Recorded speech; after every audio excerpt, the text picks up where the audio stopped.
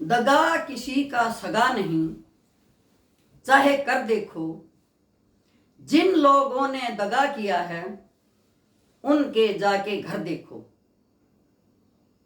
यारी में, दोस्ती में, भाइयों में, बहनों में, माता पिता में जो कोई किसी से दगा करता है उसके हालात बुरे ही होते हैं।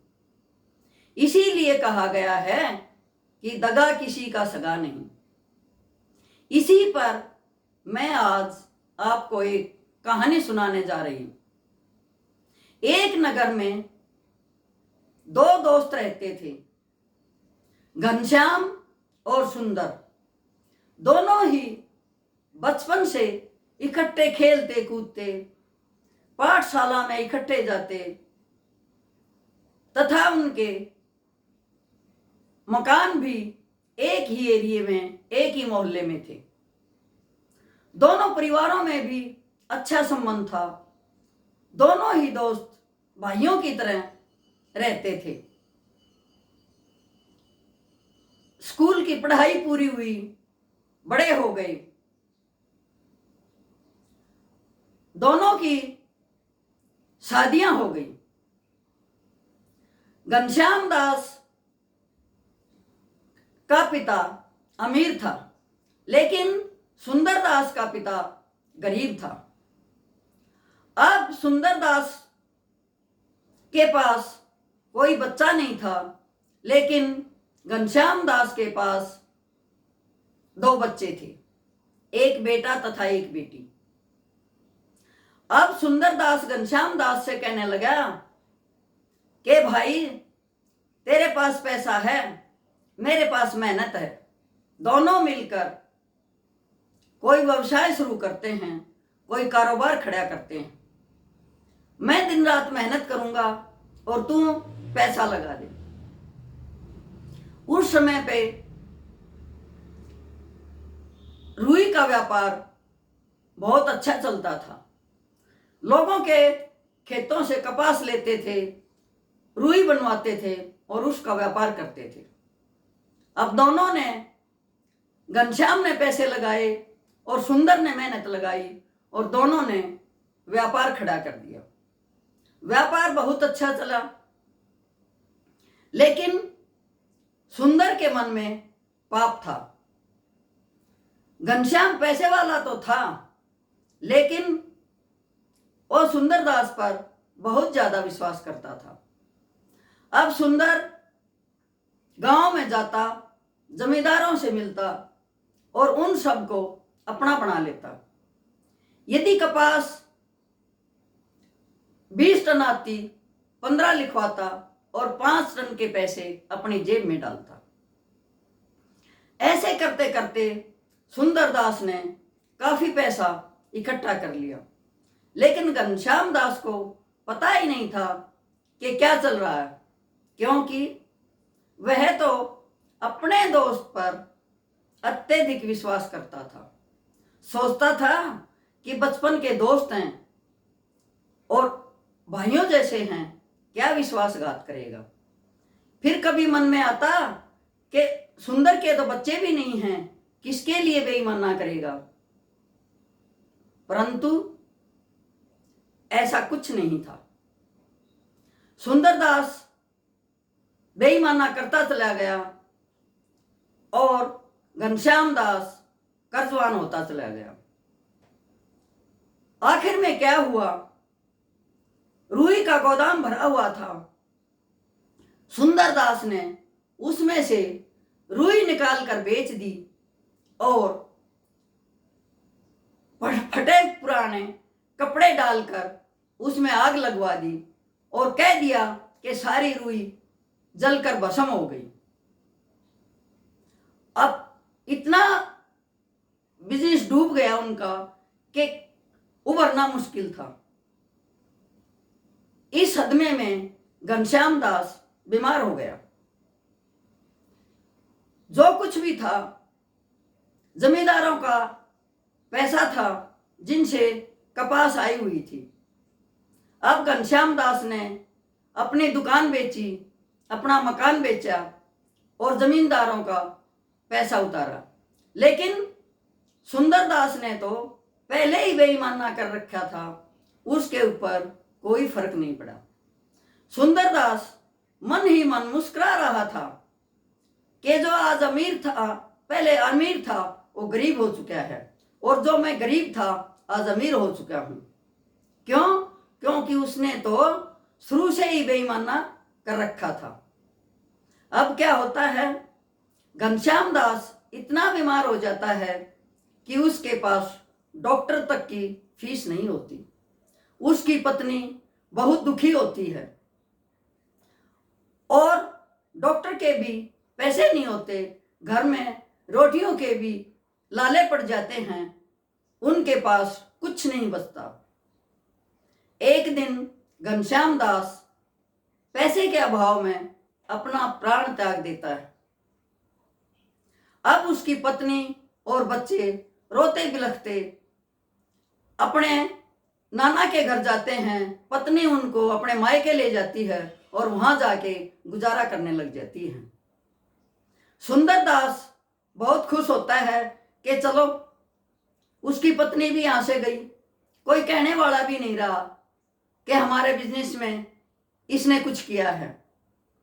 अब वो अपने आप में बहुत ही मस्त और इतरा रहा था कि मैंने घनश्याम दास के पैसे से अमीरी हासिल की है। लेकिन विधाता को जो मंजूर होता है, होता तो वही है। अब घनश्याम दास की बीवी को, सुंदरदास की बीवी को लड़का पैदा होता है और वो बहुत बड़ा दसोटन करता है, लोगों को खाना खिलाता है और खुश हो जाता है कि मेरा बिजनेस भी अच्छा चल रहा है और मेरा वंश को चलाने वाला भी पैदा हो गया।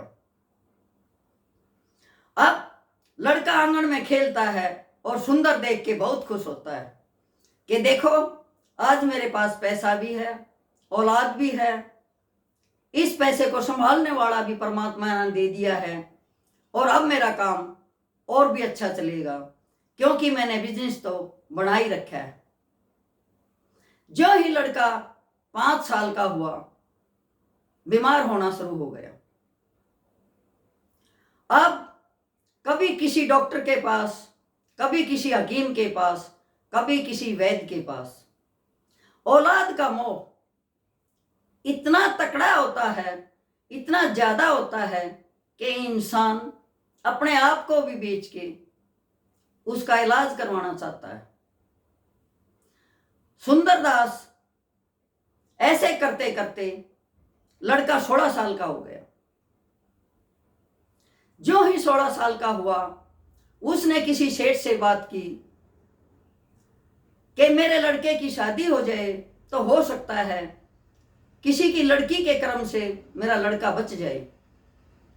दूसरे सेठ ने कहा कि एक गरीब आदमी है, वो आपको लड़की दे सकता है।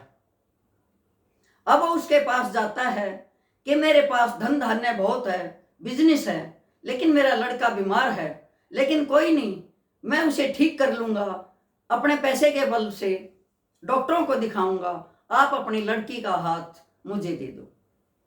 अब वो गरीब आदमी था और उसने अपनी लड़की की शादी उसके लड़के के साथ कर दी। अब लड़की भी दिन रात उसकी सेवा करती, माँ बाप भी सेवा करते, लेकिन कहीं भी कोई इलाज नहीं था। क्योंकि कहते हैं कि रोग भागता है, भोग नहीं भागता। जो जिसका भोग है वो उसे भोगना ही पड़ता है। जो ही लड़का 18-19 साल का हुआ, बिल्कुल चारपाई पर बैठ गया और सुंदर का भी वही हाल हो गया जो घनश्याम का हुआ था। दुकानें बिक गई, घर बिक गया और एक झोपड़ी में बसर करने लगा। अब जो गरीब की लड़की थी, उसने सोचा कि आसमान से पड़ी और खजूर पे आ अटकी। पहले ही गरीबी में थी, अब उसी कंगाली में फिर रहना पड़ रहा है। न खाना था, न पहनना था, न ही घर बार था।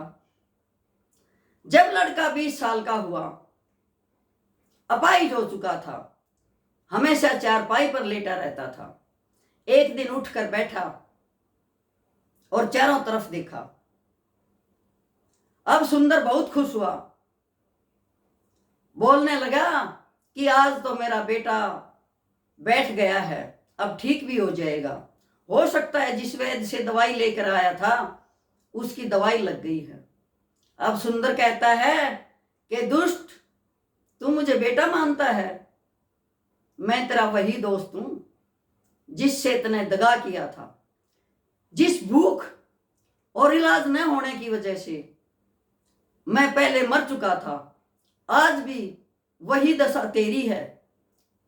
जो इलाज में मेरे पास पैसे नहीं थे, आज मेरे इलाज के लिए तेरे पास भी पैसे नहीं हैं। अब मैं जाऊंगा, अब तेरे पास क्या रह जाएगा? जैसा था उससे भी ज्यादा कंगाल आज तू है। इतना कहा, जो लड़की उसकी पत्नी थी वो लिपट कर रोने लगी कि स्वामी मेरा क्या होगा? उसने कहा, याद कर पिछले जन्म को, तूने मुझे ठुकरा कर मैं तुझे सच्चा प्यार करता था। तूने मुझे ठुकरा कर एक अमीर के साथ शादी की, जिसने की पैसे लेकर तेरे बाप से और तुझे कुएं में धका दिया और तेरी मौत हो गई। उस दिन को याद कर जब तूने मुझे धोखा दिया था। तूने मुझे धोखा दिया था, परमात्मा ने तुझे धोखा दिया है। अब पूरी जिंदगी जैसे मैं तेरे लिए तड़फता था, तू भी मेरे लिए तड़फेगी। यही है दुनिया का दस्तूर कि जो जैसा जिसके साथ करता है वैसा परमात्मा उसके साथ कर देता है। नरक स्वर्ग, अदला बदला, लेना देना, यही और इस दुनिया में है। यदि मेरे विचार पसंद आए हों तो इनको लाइक और सब्सक्राइब अवश्य करना। धन्यवाद।